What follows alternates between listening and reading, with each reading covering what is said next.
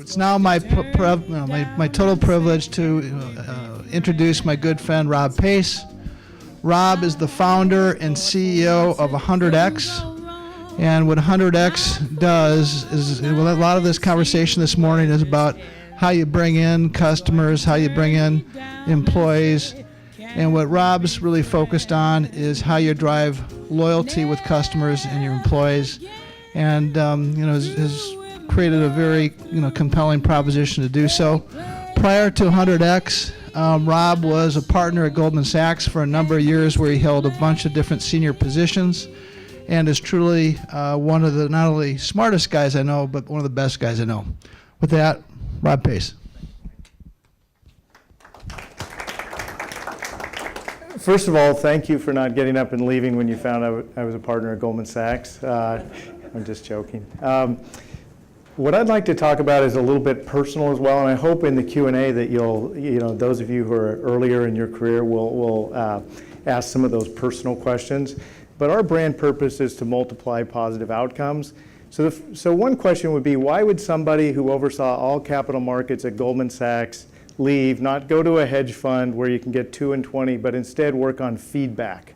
And that's sort of a weird decision. And the reason I chose to do that was because I couldn't think of anything that might have more impact. And so I'd like to share with you why I believe that, what we're learning, what we're seeing, and we're definitely still in the learning phase, but we're really excited about what we see. So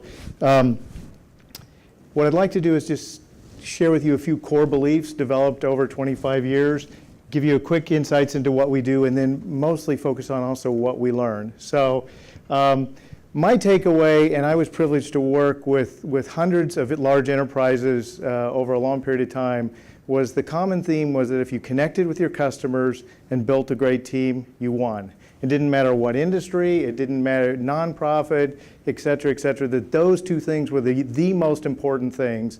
And yet I felt like there had been a surprising lack of innovation in connecting with your customers and building a great team. And one of the things that's exciting to me is if you look at this is IBM data, 2 of the 3 fastest growing areas are indeed in this customer experience management and talent management. So much so that we've developed the theme that we are now in the retention economy. And I'm going to spend a lot of time, a lot of the focus was on how you acquire customers. What I'd like to focus on is how you retain them. And by the way, it's not just customers. I would like to suggest that the brand includes also marketing internally as well, because we're in such a war for talent. So just to give you the stakes on retention, the Timken Group was able to look at data where they could look at changes in customer satisfaction with changes in revenue. And their conclusion was, on average, over 3 years, small increases in customer sat equaled 37% higher revenues. So let's just say that might be off by a factor of 3. Where else could you basically grow revenues 10% with a small tweak in something? And the area is customer sat. Similarly, keeping your team together is now a $50 billion business, and turnover costs are 21% of total wage costs, and that understates the cost, and that trend is going up. We were just with one of the largest restaurateurs, and their turnover rate is 150%. So this is actually the highest ROI in business that there is actually retaining the customers, and that's why we say we're in the retention economy. So what are the levers of retention? Number 1, obviously having a great product or customer experience. Number 2 is loyalty. We partner with some loyalty companies. Loyalty is about to change dramatically, in our opinion. And think of it right now as a frequent flyer bank. You're willing to swap those out pretty readily. But imagine your frequent flyer airline company can suggest, well, last year you went on this vacation, we've reserved this, this future trip for you, do you want it, et cetera. So loyalty is a area that's going to have massive evolution. But our little piece of the world is listening. And I would like to propose that the key to retention is listening. And in particular, giving people influence, as well as using listening to drive recognition. So I'm going to go through those in a little more detail, but we think this is the new retention paradigm. The future of retention, I just want to spend a second on this slide. And I used to be sort of a strategy geek, but in 2007, something very magical happened, the first iPhone. You had then the proliferation of the social media networks, and such that one-to-one digital connection on scale is now possible. So let me spend a second on this graph. Prior to 2007, and Mark was really hitting on this in his prior comments, you know, the old adage about advertising, half of it was wasted, you just didn't know which half. That was sort of the one to most. So you as a brand were going out to most people. And then obviously what's happened as the benefit of connecting with people went up because they all were networked and the cost went down, you started to see ads, you know, very segmented demographics. What for some reason some of these slides aren't showing up, I apologize. That would be one to some. So targeted personas, et cetera, et cetera. And what we think is the future is one-to-one digital connection with your existing customers, your existing employees, as opposed to solely focused on getting customers at the top. So this is actually quite a lunatic prediction here, because conversion, if you think in conversion or sales, that's Google, that's Facebook ads, et cetera. Think about how big those companies are. We're predicting that over time that retention and the spending related to retention will actually eclipse that. And I'll explain why we think that. And then also we think that the future again is one-to-one as opposed to one to some or one to many, et cetera. So why do we think that retention is going to be the thing that every CEO is going to obsess with? There's 3 reasons. Number one, as was alluded to before, getting a new customer is far more expensive than keeping your existing customers. Any CEO you will talk to at any company will agree with this. I love this cartoon about the complexity of procuring a new customer versus keeping your old customers. The second thing, and I can't emphasize this enough, the crowd collectively is the smartest group ever assembled. And what we try to do is to figure out a way to harness the wisdom of the crowd. And I want to show you how we think about doing that. The key is to ask them the right question. The key is not to ask them the 10 questions that you want in a survey. The key is to actually ask them what's important, how are we doing, what could we do better, et cetera. And I'll share with you our thoughts on that. But they will tell you everything. They will tell you what business you're in, what value drivers they are, who your good people are, where your good locations are, et cetera, et cetera. The third thing and benefit of retention is they become your advocates and they have great content. So back to this network world, a happy customer becomes your viral marketing force. A happy employee becomes your viral marketing force, et cetera. And one of the things we're most excited about is it turns out that if you give people 30 seconds to give you their insights, 9 out of 10 times they're actually going to say something positive, and half of the time they're going to do a shout out to a human being.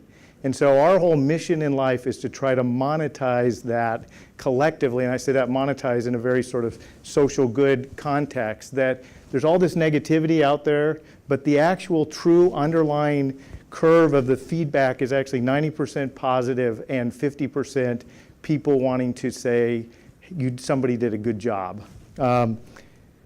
So that's our thinking on retention. The final thing is, one of our clients we work with clients in all professional sports, but one of them mentioned, in the old days it used to be you sponsored a little league team, you kind of check the box, and now you see brands spending billions of dollars to be good citizens, whatever the cause is. And what we're thinking about is how do you break that into your products?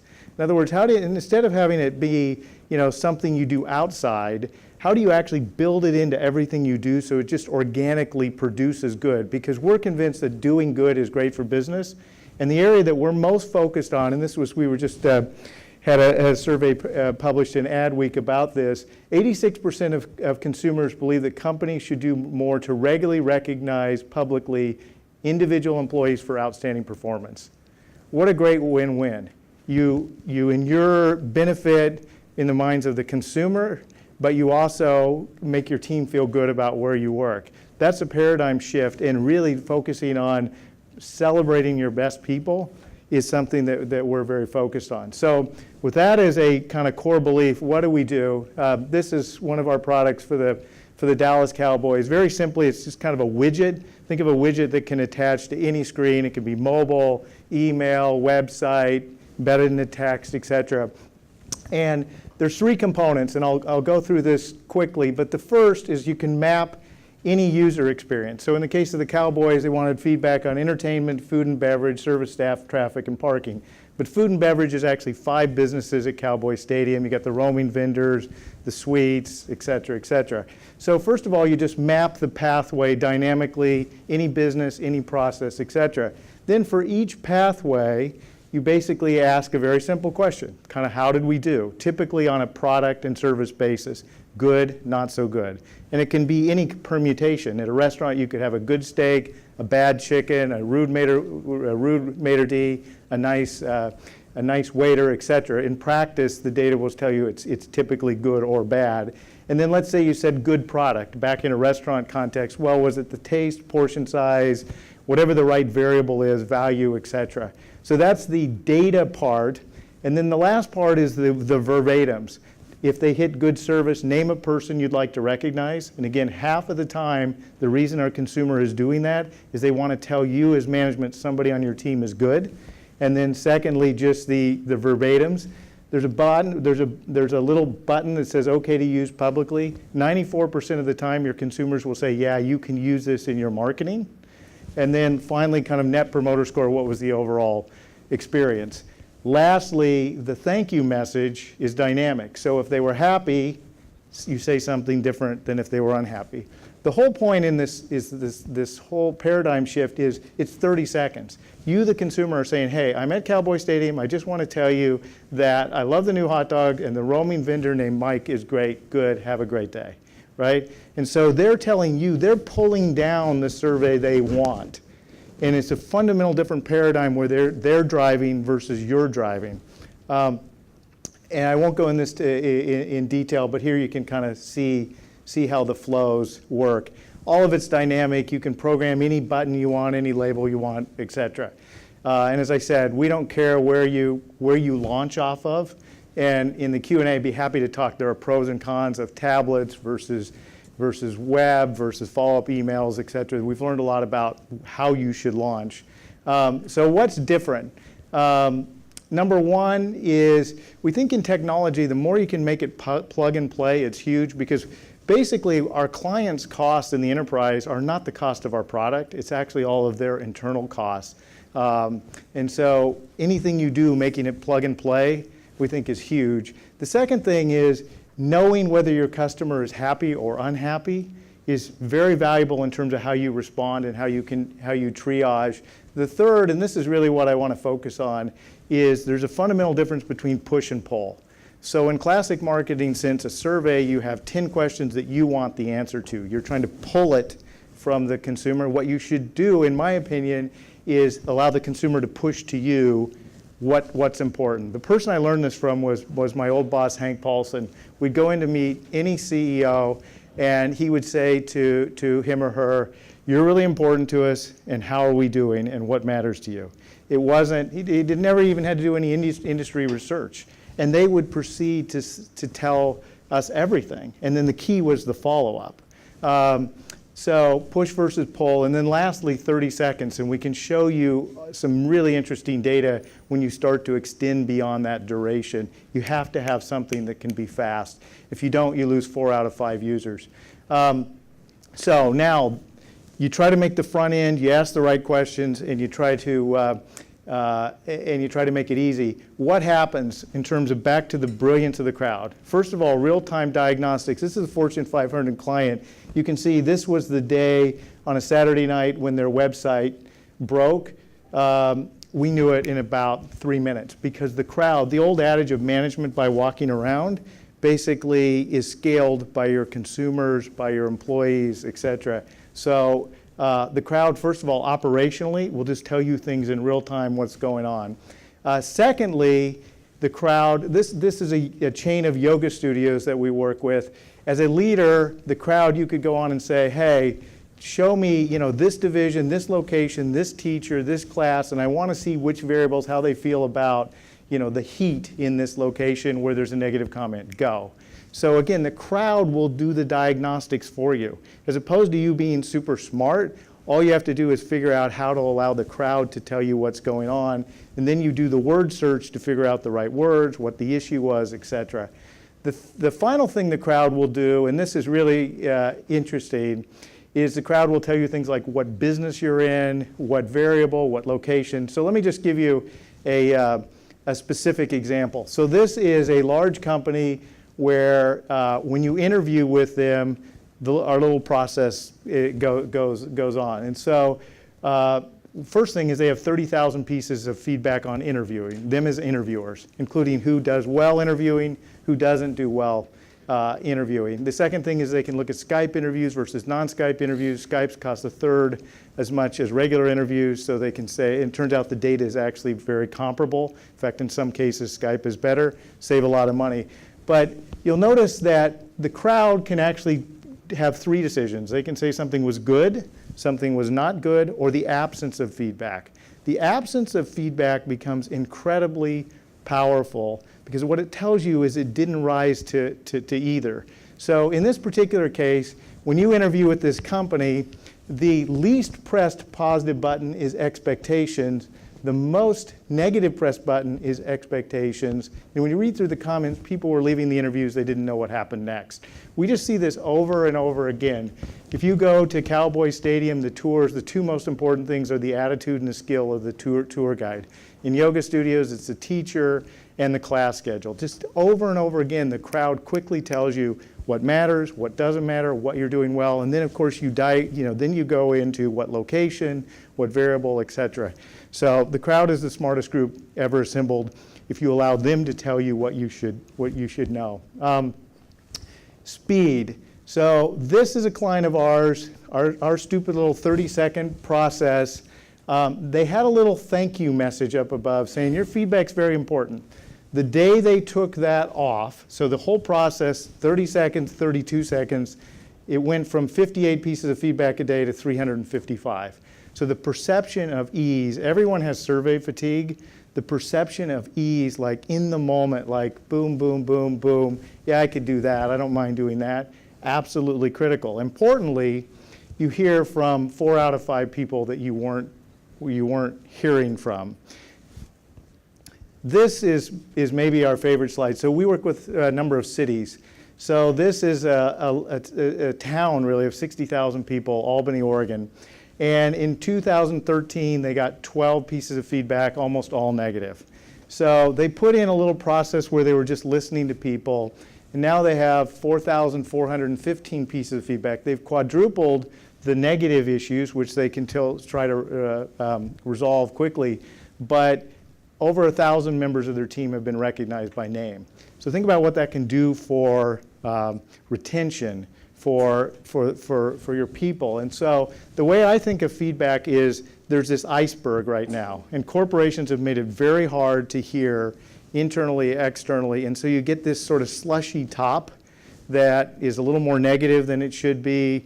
Sometimes it's not representative, but below the surface is this unbelievable treasure trove that is actually mostly positive.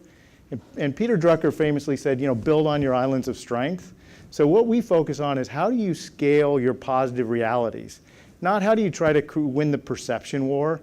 Really, it's all about reality and figuring out what the positive realities are, scaling it, using your best people to figure out how you train other people, use authentic stories. So that's how we think about the content, is crowdsourced content that then allows you to build on what's working as opposed to spending all your time on what's broken.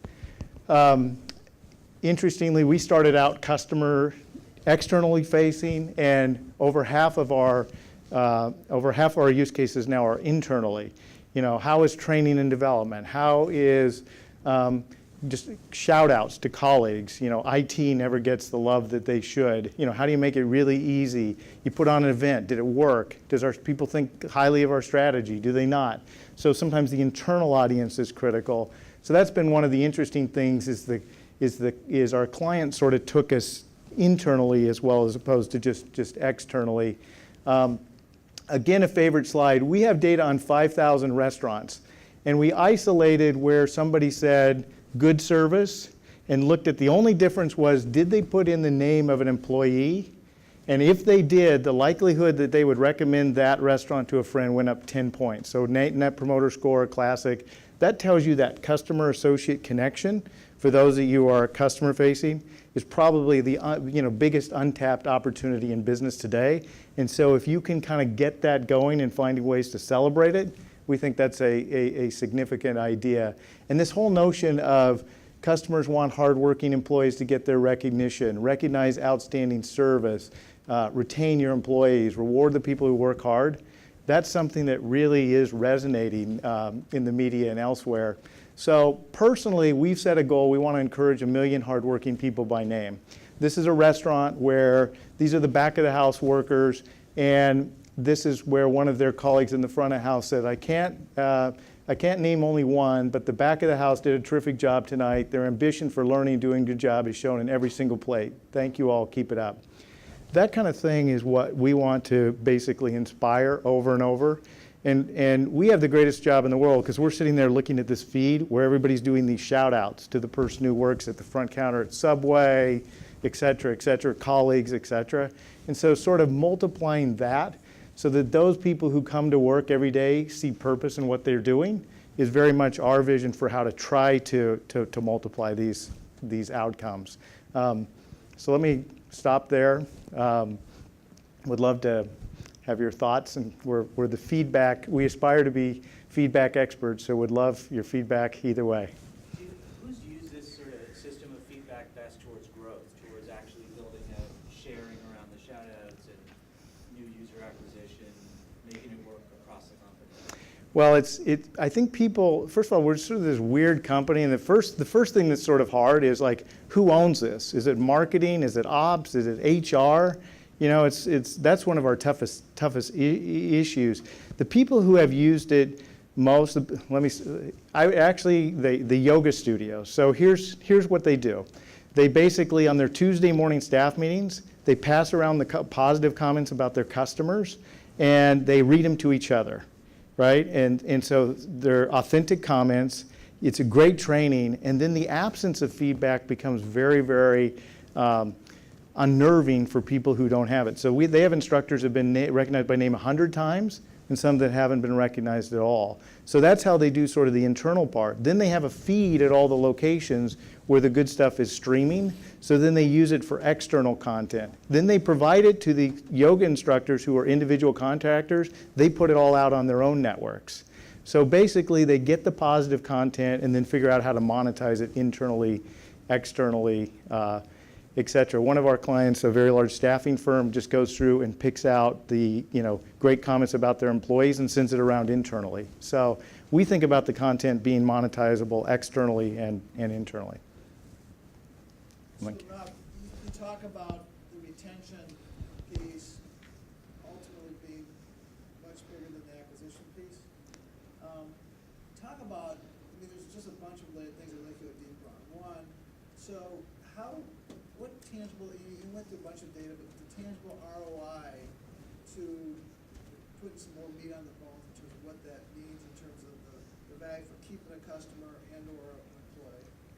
You talk about the different constituents that this is, that you're going to, but ultimately because this is is this a CEO type of decision that you're going to get their interest? Because they see these numbers, they go, okay, this could be the change in business. Just go a little bit more detail on both of those aspects, if you wouldn't mind. Yeah, first of all, the decision that it's funny, CEOs are kind of isolated, and that's one of the observations that I had from working with a lot of them. So part of it is to be able to make it so that they can access the data without a lot of filters throughout it. So they tend to be our first head nodders, and then there's always somebody in the middle who's always trying to kill our product, and they're scared to death of it, right? It's like, because people want to kind of manage the flow of information, right? So the notion of the crowd sort of being real-time, kind of wherever the data takes you, is a little scary to people. We also have to overcome, employees have been so used to getting beaten up by the comments, So they're associated with feedback as big brother, the enemy, not their friend, because management's always coming in and reading the negative Yelp review or the customer complaint. So you have to recondition it to say, no, this is the friend of the top performers. This is how we're going to win. So there's a number of organizational challenges that have to overcome. I would also say that most organizations are not organized around retaining customers and employees. They're organized around disciplines that have grown up over time, sales, marketing, ops, et cetera. And I think a big future shift in terms of org structure is going to be organizing things around people and people journeys as opposed to disciplines.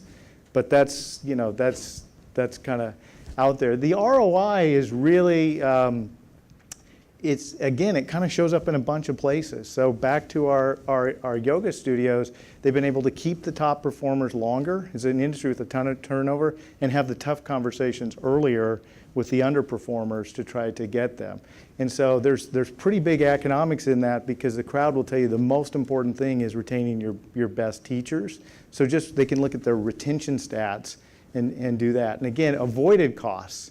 So graphics, for example, there's a lot of processes that people are in, and it's really a time and utility. You just want to get through point A to point B, and there are corporations that are spending millions and millions of dollars on making it look cool or other things. And so when you hear from people that, like, the graphics are the least important across both good and bad, you say, we're not going to spend on that. So a lot of it also is avoided cost and checking the strategy. So it shows up in a bunch of places. And one of my challenges is, how do you just sort of prove the ROI of listening? That shows up in a bunch of places. How do you, the content that you can monetize, et cetera. So frankly, it's something that that almost word of mouth is kind of becoming a key to, as opposed to being able to go in and say, if you do this, X happens, because people use the wisdom of the crowd in a bunch of different ways. Yeah, I would think, we have some people here that actually what they do, but I think the big data component is so critical to being able to really accelerate this and make tangible. Everybody intuitively what you're saying, you get it, right? It just makes total sense. But I think more Yeah. we're able to have that. One of the things that we found is once N equals about 200, it's amazing how the data starts to stabilize.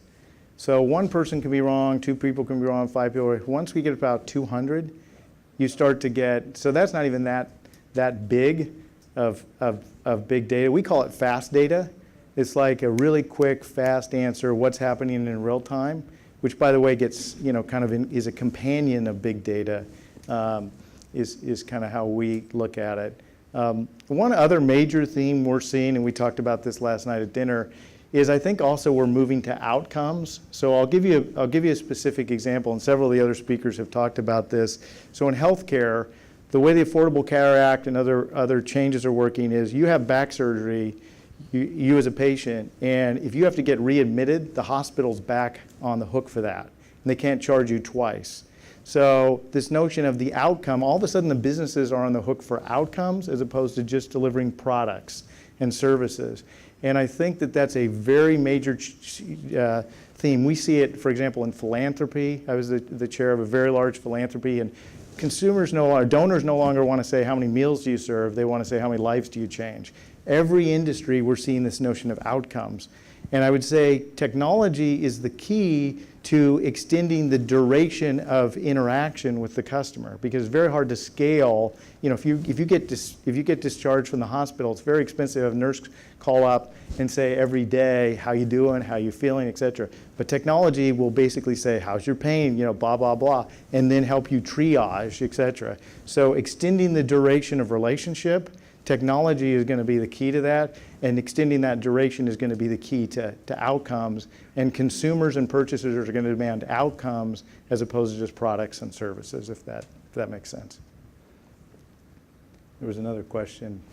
Yes, Holly. And so what role do you see HundredX play in that outcomes piece? Because when I listen to and hear from your platform, I see 5, 6 other businesses that could be sprouted from what you're doing. Well, I think probably a lot of you see, it's a blessing and curse, right? The total addressable market is huge, right? You could put it on to 10 different things, and that's personally my challenge. I want to do all of them, and I don't want to, and probably a lot of you are in that same dilemma of like, what do you, but one of the things that's been clear to me, and people touched on this before, we have kind of like a point solution, like you just plug it, play it, which is good, but I will tell you a lot of enterprises, you can have the best point solution, but if they don't want their manager who manages the Midwest region have to log into 8 different things to see their things. So that benefits the platforms. So I kind of think of us as more like the Intel inside. Like we want to figure out who the partners are who can take what we've created